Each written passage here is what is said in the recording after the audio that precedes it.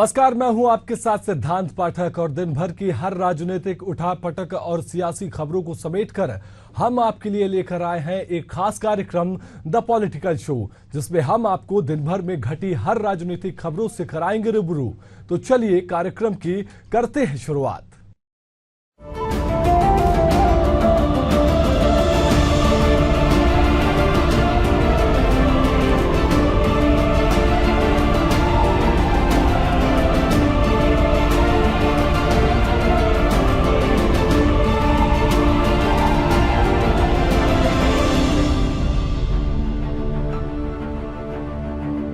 जम्मू कश्मीर के डोडा में हुए आतंकी हमले में 5 जवान शहीद हो गए।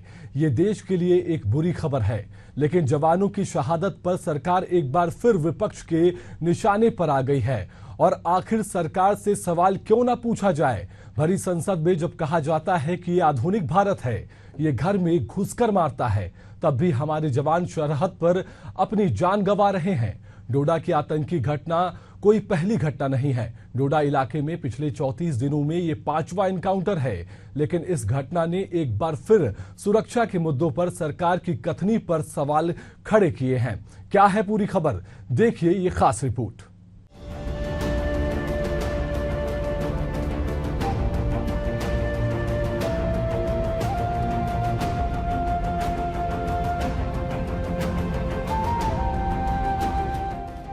जम्मू कश्मीर में डोडा जिले के डेसा में आतंकियों की फायरिंग में सेना के कैप्टन समेत 4 जवान शहीद हो गए। एक पुलिसकर्मी समेत अब तक कुल 5 लोगों की शहादत हो चुकी है। राष्ट्रीय राइफल्स और जम्मू कश्मीर पुलिस यहां सोमवार से ही सर्च ऑपरेशन चला रही थी। सर्चिंग के दौरान आतंकी फायरिंग करते हुए भागे। घना जंगल होने की वजह से वे बच निकले। सोमवार रात 9 बजे के आसपास फिर गोलीबारी हुई। इसमें 5 जवान गंभीर रूप से घायल हो गए। इन्होंने इलाज के दौरान दम तोड़ दिया। शहीद हुए राष्ट्रीय राइफल्स के जवान में कैप्टन ब्रजेश थापा पश्चिम बंगाल के दार्जिलिंग के सिपाही ब्रजेंद्र, सिपाही अजय राजस्थान के झुंझुनू के रहने वाले थे। नायक डी राजेश की जानकारी सामने नहीं आई है। कैप्टन ब्रजेश थापा का जन्म 15 जनवरी को आर्मी डे के दिन हुआ था। उनकी मां नीलिमा ने बताया कि आखिरी बार रविवार को बेटे से बात हुई थी। उन्होंने कहा कि मुझे अपने बेटे के बलिदान पर गर्व है। अगर हम अपने बेटे को सीमा पर नहीं भेजेंगे तो देश के लिए कौन लड़ेगा? वहीं कैप्टन ब्रजेश के सेवानिवृत्त पिता कर्नल भुवनेश थापा बोले, जब मुझे बताया गया कि वह अब नहीं रहा तो मुझे यकीन ही नहीं हुआ। वो मेरी सेना की ड्रेस पहनकर घूमता था। इंजीनियरिंग करने के बाद भी वह सेना में जाना चाहता था। उसने एक बार में ही परीक्षा पास कर ली और सेना में भर्ती हो गया। मुझे गर्व है कि मेरे बेटे ने देश और देश की सुरक्षा के लिए कुछ किया। दुख की बात ये है कि हम उससे दोबारा नहीं मिल पाएंगे, अन्यथा मुझे खुशी है कि उसने अपने देश के लिए अपनी जान कुर्बान कर दी। रात 11 बजे हमें उसकी खबर मिली। क्या बोल सकते हैं, हमें क्या रिएक्शन तो क्या हो सकता है ना। हमें अपने बेटा को गुम ही कर दिया। अभी तो आएगा भी नहीं कभी वो वापस। कब पता चला? कल रात को पता चला 11 o'clock को। तो आपका लड़का कैसा था? वो तो बहुत ही डिसेंट था और ऐसे मतलब कंप्लेन कभी नहीं करता था। वो ऐसे कंप्लेन करते ना लोग, ऐसे नहीं था। वो very decent guy. I got the news through a telephone call from his parent unit CO 145 AD regiment. उनका CO he gave me a call at about 10:30 in the evening yesterday. Then only I came to know. He told me, he broke the news to me that this is no more. I could not believe. Then I asked him to kindly recheck, maybe this is but he said no, this is not. रक्षा मंत्री राजनाथ सिंह ने army chief से मुठभेड़ की जानकारी ली। Jammu division के डोडा में 34 दिन में ये 5वां एनकाउंटर है। इससे पहले 9 जुलाई को एनकाउंटर हुआ था। वहां 26 जून को एक और 12 जून को 2 हमले हुए थे। इसके बाद सुरक्षा बलों और आतंकियों के बीच मुठभेड़ हुई थी। इसमें 3 आतंकी मारे गए थे। रक्षा मंत्री राजनाथ सिंह ने कहा कि आतंकवाद विरोधी अभियान में हमारे बहादुर और साहसी भारतीय सेना के जवानों की मौत से गहरा दुख हुआ। मेरी संवेदनाएं शोक संतप्त परिवार के साथ हैं। राष्ट्र मजबूती से उनके साथ खड़ा है। केंद्रीय मंत्री जितेंद्र सिंह ने कहा कि मेरे लोकसभा निर्वाचन क्षेत्र में डोडा जिले के डेसा क्षेत्र में सशस्त्र मुठभेड़ की खबरों से बहुत परेशान हूँ। हमारे बहादुरों की शहादत पर शोक व्यक्त करने और निंदा करने के लिए शब्द कम हैं। हम सभी मिलकर दुश्मन के नापाक मंसूबों को हराएं और शांति और सद्भाव बनाए रखें, जिसके लिए डोडा हमेशा से जाना जाता है। जम्मू कश्मीर के उपराज्यपाल ने सोशल मीडिया पर कहा कि डोडा जिले में हमारी सेना के जवानों और जेकेपी कर्मियों पर हुए कायरतापूर्ण हमले के बारे में जानकर मुझे गहरा दुख हुआ। हमारे राष्ट्र की रक्षा के लिए सर्वोच्च बलिदान देने वाले बहादुर सैनिकों को श्रद्धांजलि। शोक संतप्त परिवारों के सदस्यों के प्रति मेरी गहरी संवेदनाएं। हम अपने सैनिकों की मौत का बदला लेंगे और आतंकवादियों और उनके सहयोगियों के नापाक मंसूबों को विफल कर देंगे। वहीं घटना से पूरा देश स्तब्ध है। घटना पर राहुल गांधी ने सोशल मीडिया पर पोस्ट के जरिए सरकार पर निशाना साधा है। उन्होंने पोस्ट में लिखा, आज जम्मू कश्मीर में फिर से एक आतंकी मुठभेड़ में हमारे जवान शहीद हो गए। शहीदों को विनम्र श्रद्धांजलि अर्पित करते हुए शोक संतप्त परिजनों को गहरी संवेदनाएं व्यक्त करता हूं। लगातार हो रहे ये आतंकी हमले जम्मू कश्मीर की जर्जर स्थिति बयान कर रहे हैं। भाजपा की गलत नीतियों का खामियाजा हमारे जवान और उनके परिवार भुगत रहे हैं। हर देशभक्त भारतीय की यह मांग है कि सरकार बार बार हो रही सुरक्षा चूकों की पूरी जवाबदेही लेकर देश और जवानों के गुनहगारों पर कड़ी से कड़ी कार्रवाई करे। दुख की इस घड़ी में पूरा देश आतंकवाद के खिलाफ एकजुटता से खड़ा है। आतंकी हमले को लेकर सरकार पर हमलावर होते हुए AIMIM प्रमुख और लोकसभा सांसद असदुद्दीन ओवैसी ने जमकर खरी खरी सुनाई। ओवैसी ने कहा कि डोडा नियंत्रण रेखा यानी LOC से दूर है, तो कैसे आतंकी डोडा में घुस आए। AIMIM प्रमुख ने इससे एक संगीन मसला बताया है। नरेंद्र मोदी बड़ा बात कर रहे थे, बड़ी बात कर रहे थे, हम घर में घुस के मारे। क्या हो रहा है फिर ये? तो ये सरासर नाकामी है गवर्नमेंट की। टेररिज्म को कंट्रोल नहीं कर पा रहे और डोडा में जो हुआ है ये तो LOC से बहुत दूर है, तो इसलिए बहुत तशवीशनाक और डेंजरस बात है। मुठभेड़ के दौरान भारतीय सेना के जवानों के शहीद होने पर पीपल्स डेमोक्रेटिक पार्टी की प्रमुख महबूबा मुफ्ती ने सख्त प्रतिक्रिया दी है। महबूबा मुफ्ती ने इस हमले को लेकर कहा कि DGP को बर्खास्त कर देना चाहिए, क्योंकि पिछले 32 महीनों में लगभग 50 जवानों की जान जा चुकी है। मौजूदा DGP राजनीतिक तौर पर चीजों को ठीक करने में लगे हैं। उनका काम PDP को तोड़ना, लोगों और पत्रकारों को परेशान करना और लोगों को धमकाना है। इस वक्त हो रहा है, पिछले 32 मंथ्स में almost 50 soldiers have lost their lives. Nobody is being held accountable. और जो इस वक्त के DG हैं, he is more, busy with fixing things politically. उनका जॉब है PDP के लोग कैसे तोड़े जाए, लोगों को कैसे हरास किया जाए, उनको कैसे धमकाया जाए, जर्नलिस्ट को कैसे तंग किया जाए। आपका जो पासपोर्ट है उसको वेपन बना दिया गया है, वेरिफिकेशन को वेपनाइज किया गया है।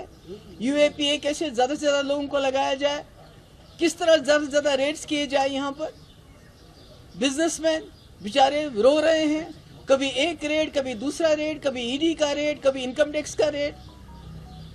हमारे जो मौलवी हैं उनको भी नहीं बख्शा जाता है, उनको ब्लैकमेल किया जाता है कि अगर आप हमारे कहने पे मस्जिदों में काम करोगे तो तुमको बाहर रखेंगे, नहीं करोगे तो जेल में डाल देंगे। बार एसोसिएशन उनको जेल में डाल, क्यों? क्योंकि वो इलेक्शन करना चाहते थे। तो ये क्या हो रहा है? We don't need a fixer here, we need a DG। हमारे पास यहाँ पहले भी बाहर से बहुत DG आए हैं, बहुत अच्छा काम किया उन्होंने। बहुत सारे जो बाहर के एडमिनिस्ट्रेटिव ऑफिसर्स आए हैं, पर किसी ने कम्युनल लाइंस पे आज तक काम नहीं किया। यहाँ सिर्फ कम्युनल लाइंस पे काम हो रहा है। हमले की जिम्मेदारी आतंकी संगठन जैश-ए-मोहम्मद से जुड़े कश्मीरी टाइगर्स ने ली है। संगठन ने दावा किया है कि उनके हमले में आर्मी के कैप्टन समेत 12 जवान मारे गए हैं, जबकि 6 जवान घायल हैं। वहीं राष्ट्रीय राइफल्स और जम्मू कश्मीर पुलिस के स्पेशल ऑपरेशन ग्रुप के जवानों ने सोमवार देर शाम डोडा शहर से लगभग 55 किलोमीटर दूर देसा वन क्षेत्र के धारी गोटे और बागी में संयुक्त घेराबंदी और तलाशी अभियान चलाया। जिसके बाद मुठभेड़ शुरू हो गई। कुछ देर की गोलीबारी के बाद आतंकवादियों ने भागने की कोशिश की, लेकिन एक अधिकारी के नेतृत्व में बहादुर जवानों ने दुर्गम इलाके और घने जंगलों के बावजूद उनका पीछा किया, जिसके बाद रात करीब 9 बजे जंगल में फिर से गोलीबारी हुई, जिसमें हमारे जवान शहीद हुए। Bureau report, Asian news.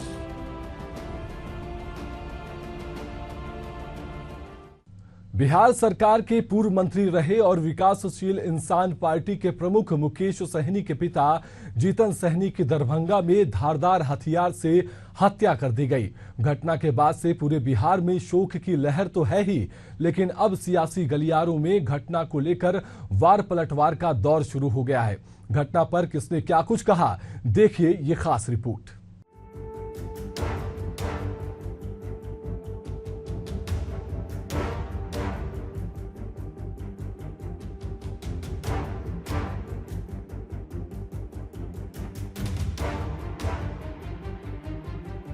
Bihar में विकासशील इंसान पार्टी यानी वीआईपी के सुप्रीमो मुकेश सहनी के पिता जीतन सहनी की हत्या कर दी गई है।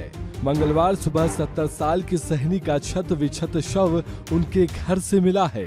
घटना दरभंगा के घनश्यामपुर थाना के जीरत गांव की है। पुलिस ने बताया कि सहनी को धारदार हथियार से हमला करके मारा गया है। उनके घर का सामान भी बिखरा पड़ा मिला है। इस लिहाज से पुलिस का मानना है कि चोरी का विरोध करने पर सहनी का मर्डर किए जाने की आशंका है। हत्या की जांच के लिए एसआईटी बना दी गई है। दरभंगा के एसपी देहात इसे लीड करेंगे। जीतन सहनी गांव में बने घर में अकेले रहते थे। उनके 2 बेटे मुकेश और संतोष हैं। मुकेश बिहार के पूर्व पशुपालन एवं मत्स्य संसाधन मंत्री रह चुके हैं। उनकी एक बेटी भी है जिसकी शादी हो चुकी है और वो मुंबई में रहती है। मुकेश सहनी की पार्टी वीआईपी, आरजेडी और कांग्रेस के साथ बिहार में बने महागठबंधन में शामिल है। लोकसभा चुनाव के दौरान उन्होंने तेजस्वी यादव के साथ कई सभाएं की थी। एडीजी जितेंद्र सिंह गंगवार ने जानकारी देते हुए बताया कि पटना से एफएसएल डॉग स्क्वाड समेत जांच के लिए अन्य टीमें दरभंगा के लिए रवाना कर दी गई हैं। एडीजी मुख्यालय जितेंद्र सिंह गंगवार ने कहा कि जीतन सहनी घर में अकेले रहते थे। रात में उनकी हत्या की गई है। घटना से 3 बाइक बरामद किए गए हैं। वहीं पुलिस ने मामले में 2 संदिग्ध लोगों को गिरफ्तार किया है।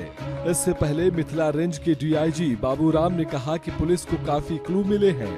कमरे में टेबल से 3 खाली गिलास भी मिले हैं। उन्होंने दावा किया कि 8 घंटे के अंदर हत्याकांड का इस मामले में कुक और दूध वाले को हिरासत में लेकर पूछताछ की जा रही है। इसको सुबह 7:15 बजे सूचना मिली थी तो तमाम वरीय पदाधिकारी यहां तुरंत पहुंचे हैं। एफएसएल की टीम और डॉग स्क्वाड की टीम ने भी पहुंचकर जांच की है। एफएसएल के लोग अभी जांच अंदर कर रहे हैं और हम लोगों ने भी देखा है कई महत्वपूर्ण सुराग हम लोगों को मिले हैं। हम लोग उद्भेदन के बहुत ही नजदीक हैं और पूरी कोशिश है कि आज ही घटना का हम लोग उद्भेदन कर दें और अपराधियों की गिरफ्तारी सुनिश्चित की जाएगी। बहुत जल्दी आप लोगों को और विस्तृत जानकारी भी दी जाएगी। पटना से एक एसटीएफ की टीम जो अपराध और अपराध कर्मियों में जानकारी रखने वाले दक्ष पुलिस पदाधिकारी हैं उनके साथ में भेजी गई है, जो कि तकनीकी जांच और रेड छापामारी में दरभंगा पुलिस की मदद करेंगे। घटना के त्वरित उद्भेदन हेतु एक एसआईटी का गठन किया गया है। उस एसआईटी में ग्रामीण पुलिस अधीक्षक दरभंगा उसकी नेतृत्व करेंगे। उसमें उसके अलावा 2 पुलिस उपाधीक्षक, 3 जो वहां के थानाध्यक्ष हैं उनको शामिल किया गया। उसके अलावा अन्य दक्ष पुलिस पदाधिकारियों को भी इस पूरी एसआईटी में शामिल किया गया है। आसपास के सीसीटीवी फुटेज और मोबाइल टावर का भी हम लोग अवलोकन कर रहे हैं। सीसीटीवी फुटेज के अवलोकन के बाद 2 संदिग्धों को वहां से डिटेन कर उनसे पूछताछ की प्रक्रिया प्रारंभ की जा रही है। सभी बिंदुओं पर पूरी गंभीरता और संवेदनशीलता के साथ बहुत ही बारीकी और सघनता के साथ जांच की जा रही है। पुलिस मुख्यालय द्वारा लगातार घटना का अनुश्रवण किया जा रहा है। जो हमारे प्रयास हैं उसमें वैज्ञानिक अनुसंधान और जो आसपास के साक्ष्य हैं वो तकनीकी साक्ष्य हैं, सीसीटीवी, मोबाइल फुटेज और आसपास के लोगों के बयान के आधार पर हम लोग शीघ्र ही कांड का उद्भेदन करने में सक्षम होंगे। मुख्यमंत्री नीतीश कुमार ने वीआईपी प्रमुख मुकेश सहनी से फोन पर बात की। साथ ही डीजीपी को निर्देश दिया है कि जांच कर जल्द कार्रवाई करे। घटना की जानकारी मिलने के बाद मुकेश सहनी मुंबई से पटना पहुंच गए हैं। यहां से वो दरभंगा के लिए निकल गए हैं। पटना एयरपोर्ट पर पत्रकारों से बातचीत में मुकेश सहनी ने कहा कि पिता के हत्यारों की गिरफ्तारी जल्द से जल्द हो। सीएम से बात हुई है, उचित कार्रवाई का आश्वासन मिला है। माननीय मुख्यमंत्री नीतीश कुमार जी से भी बातचीत हुई है, गृह मंत्री श्री अमित शाह जी से भी बातचीत हुई है और आदरणीय लालू प्रसाद यादव जी से भी बातचीत हुई। तमाम हमारे जितने भी शुभचिंतक हैं, राज्य के लीडर और देश के नेता, सभी लोगों से बातचीत हुई है और सभी लोगों ने आश्वस्त किए हैं कि जो दोषी है उनको बख्शा नहीं जाएगा। मेरा तो राज्य सरकार माननीय मुख्यमंत्री जी से आग्रह है कि इस पे खुद ही संज्ञान लेते हुए जो दोषी है उसको सजा दी जाए। बिहार में इतनी बड़ी घटना के बाद इस पर सियासत भी तेज हो गई है। पूरी घटना पर सीएम नीतीश कुमार की पार्टी का रिएक्शन आया है। जेडीयू के मुख्य प्रवक्ता नीरज कुमार ने कहा कि न्याय प्रक्रिया के तहत मुकाम तक पहुंचाया जाएगा। आम आदमी हो या खास, ऐसी घटना काफी दुखद है। कारण क्या है यह पुलिस पता लगाएगी, लेकिन अपराधी को चिन्हित करके निश्चित कार्रवाई की जाएगी। सुशासन का मतलब है अपराधी और गुंडों को सजा दिलाना। हमारी सरकार में कोई बचता नहीं है। मुकेश सहनी के पिता की हत्या पर उप मुख्यमंत्री सम्राट चौधरी का बयान आया है। सम्राट चौधरी ने कहा कि दोषियों पर कार्रवाई की जाएगी। सरकार पूरी तरह से मुकेश सहनी और उनके परिजनों के साथ खड़ी है। कोई सवाल खड़ा कर रहे हैं तब तो उनको अधिकार प्राप्त है, पॉलिटिकल इन्वेस्टिगेशन कर रहे हैं। हम तो पुलिस इन्वेस्टिगेशन पर भरोसा करते हैं। हम माननीय तेजस्वी यादव जी से भी अनुरोध करते हैं कि अगर आपके भी कार्यकर्ता है, आपके पास भी कोई जानकारी है तो पुलिस पदाधिकारी को उन तमाम जानकारी को उपलब्ध कराइए जिससे मुकेश सहनी जी को न्याय मिल सके। मुकेश सहनी जी के पिताजी की हत्या अत्यंत ही दुर्भाग्यपूर्ण है, दुख का विषय है, खेद का विषय है। लेकिन मैं सरकार की तरफ से जरूर स्पष्ट करना चाहता हूं कि शीघ्र कार्रवाई किया जाएगा और जो भी दोषी होंगे इसके तुरंत इनको सलाखों के अंदर डालने का काम किया जाएगा। सरकार पूरी तरह मुस्तैदी से मुकेश सहनी जी के परिवार के साथ खड़ा है और शीघ्र से शीघ्र कार्रवाई की जाएगी। मुकेश सहनी जी के पिताजी की हत्या अपने आप में दुखद विषय हम लोगों के लिए। मुकेश सहनी के पिता जीतन सहनी की हत्या को लेकर पूर्णिया से निर्दलीय सांसद पप्पू यादव ने बिहार सरकार पर बड़ा सवाल खड़ा कर दिया है। उन्होंने कहा है कि पूरा बिहार अपराधियों के चंगुल में है। बिहार सरकार के सभी नेता अपराधियों का साथ दे रहे हैं। बिहार के हर जिलों में हत्या का सिलसिला चल रहा है। बिहार अब अपराध का अड्डा बन गया है। मैं मुकेश सहनी जी के पिता के हत्यारों की जल्द से जल्द पकड़े जाने के लिए पुलिस से आग्रह करता हूं। राज्य सरकार को राज्य में कानून व्यवस्था से कोई लेना देना नहीं है। बिहार अपराधियों के चंगुल में है। क्या यही नीतीश कुमार का सुशासन है? एक संघर्षशील लीडर मुकेश जी के पिता की हत्या कंप्लीट रूप से रोम जल रहा था, नीरो बंसी बजा रहा।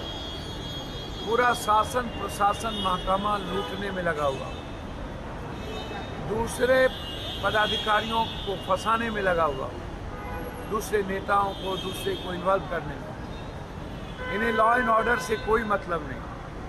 पूरा बिहार अपराधियों के चंगुल में है, भगवान भरोसे है। माफिया अपराधी पदाधिकारी और नेता के गठजोड़ से बिहार चल रहा है। हालात अच्छे नहीं हैं। नीतीश बाबू सुशासन का क्या हुआ? क्या यही सुशासन है? क्या पदाधिकारी के हाथ में सब कुछ बिहार की जनता को छोड़ दिया गया? क्या बिहार के पदाधिकारी ही तय करेंगे बिहार के भविष्य को? मैं मुकेश सहनी जी की हत्यारे की गिरफ्तारी की मांग, एसपीडी ट्रायल, दोनों बच्चों की हत्यारे की गिरफ्तारी और एसपीडी ट्रायल की मांग करता हूं। और ऐसे पदाधिकारी जो अपराध में माफियाओं के साथ संलिप्त है उसको सस्पेंड और उस पर एफआईआर चलाने की मांग करता हूं। मुकेश सहनी के पिता जीतन सहनी की हत्या पर केंद्रीय मंत्री गिरिराज सिंह ने प्रतिक्रिया दी है। उन्होंने कहा कि यह राजनीति का विषय नहीं है। उनके पिता की हत्या पर मैं दुख जताता हूं। कोई भी अपराधी बचेगा नहीं। सरकार सभी अपराधियों को जल्द से जल्द सजा देगी। मुकेश सहनी जी बिहार के बड़े नेता हैं। हत्या पर आरजेडी के प्रवक्ता मृत्युंजय तिवारी ने कहा, बिहार में महाजंगल राज कायम हो गया है। बिहार में अपराधी राज चालू हो गया है। आदरणीय पीएम और सीएम को जवाब देना चाहिए। हम इस दुख की घड़ी में मुकेश सहनी जी के परिवार के साथ खड़े हैं। देखिए, ये राजनीति का विषय नहीं है। मुकेश सहनी बिहार के एक राजनीतिक नेता हैं। अगर उनके पिता की हत्या हुई है, ये मैं दुख जताता हूं और इतना जरूर कहूंगा कि अपराधी बच नहीं पाएगा और राज्य सरकार इसके प्रति गंभीर है, जैसा कि मुझे बताया गया है।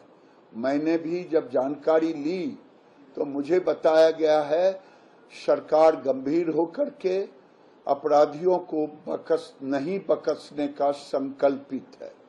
दरभंगा में श्री मुकेश सहनी जी जो बिहार सरकार के माननीय पूर्व मंत्री रहे हैं, उनके पिता की हत्या कर दी गई है। ये अत्यंत ही दुखद है और इससे हम लोग मर्माहत हैं, लेकिन शासन और प्रशासन में बैठे हुए लोगों को जवाब देना पड़ेगा।